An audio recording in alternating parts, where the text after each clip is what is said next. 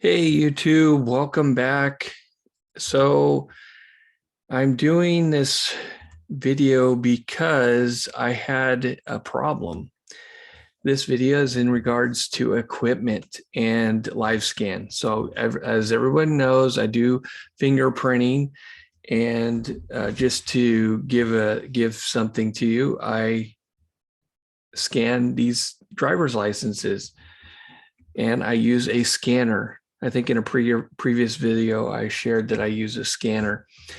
So I was doing some little research to help Jurat Ink out, because what I noticed on the Jurat Ink, that's the electronic journal for notaries, is when you scan that barcode, if it's a driver's license or a California ID, it registers as California driver's license and it's an ID. So I'm looking for my wife's ID here. Oh yeah, here. So it's different. Okay. So I wanted to scan, which I do with that scanner. I wanted to read that information in and see what it says, what the difference is between a driver's license and an ID, to tell them, hey, this is what it reads, Well, I had to reconfigure my scanner to do that, because the scanner is set up.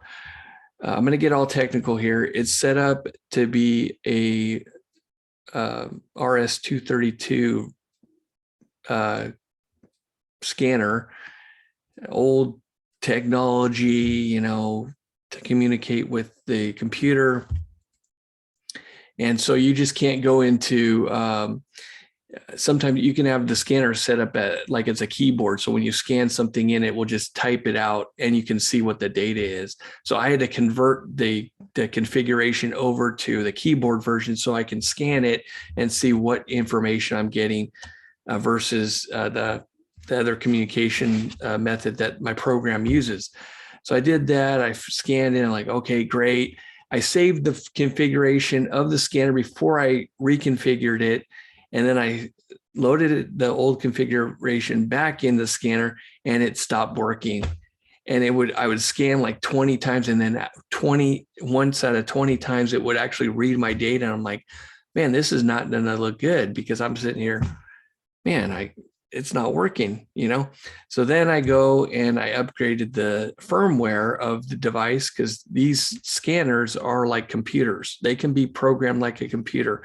You can configure if you want it to beep, if you want it to press enter after you scan the data. You can have it strip out certain parts of data. You can have it read, certain barcode types versus other barcode types. So if I don't want it to read the UPC barcode types that are found on all the products you buy at the grocery store, then I can turn that off, so that if I'm scanning that, for whatever reason, it's not going to send the data over.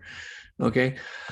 So that's how in depth you can get with these scanners. So I reprogrammed it. It did everything, and then it wouldn't work in my, after reprogramming it back, wouldn't work with the software. So I'm thinking, oh man, okay, great. So I just happen to have a backup piece of equipment, backup scanner like this, that I didn't go to yet because it's brand new. Didn't even take it out of the box. I'm like, okay, I'm not going to take that out. I'm going to just try and reconfigure this. I'm fighting for this for a couple hours. And I'm like, man, luckily nothing's going on other than a few general notary works. And I did have somebody come for a live scan, but I was able to get my new scanner working, because I finally had to go to that scanner to see if I had a problem with the scanner or what. And I'm going to get into that in a second. But before I configure that scanner, I have a barcode reader. So on the back of your ID in California, there's the barcode. So you can actually swipe your license and you get the same information. So I plugged this in, made sure that worked. It worked. I was like, awesome. Because, when you're doing a bunch of these live scans, you don't want to be typing in information. You want to get it as fast as possible. So I want to make sure that works, just in case I couldn't get the scanner to work again, So then I'll go and get the new scanner.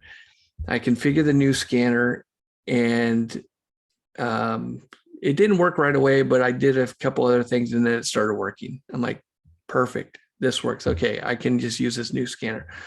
So the lady comes, I scan with using the new scanner, get her taken care of.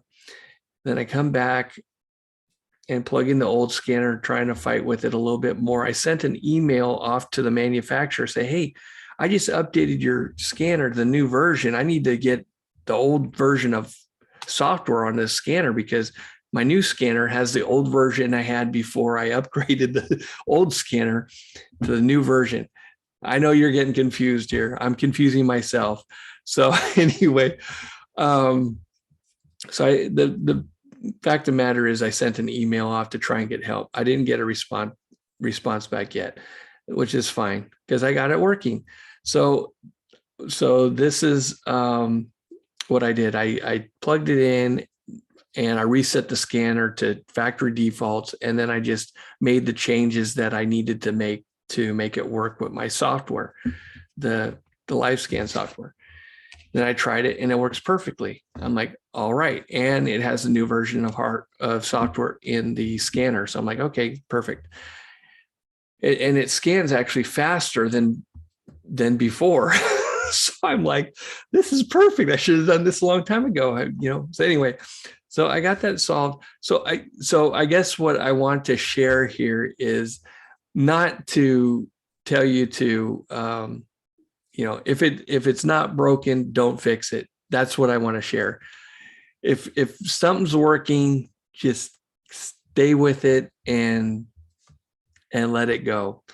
Myself, I'm from the technical background, so I'm thinking, oh, this is no big deal. I do this all the time, or I used to do it all the time. I don't do it as much anymore, but you have to reset things and reconfigure devices, so forth. So you have to know how to do it. And I'm like, so I'm thinking to myself, hey, I know how to do this. I've done this several times in the past. I mean, it's a no-brainer. And when I bought this thing, it literally took me maybe 15 minutes to get configured and working.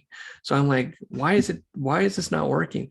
So the device was confused. It didn't know what to do. So it was working on their software, but wouldn't work in my software because of some setting that it was just didn't know how to send the data to my software. So I'm like, okay, perfect. So now I reset it. Now it's working perfect. So I just wanted to share that with you. This can relate to anything electronic that you have. So my cell phone, I don't upgrade my cell phone software. It's working.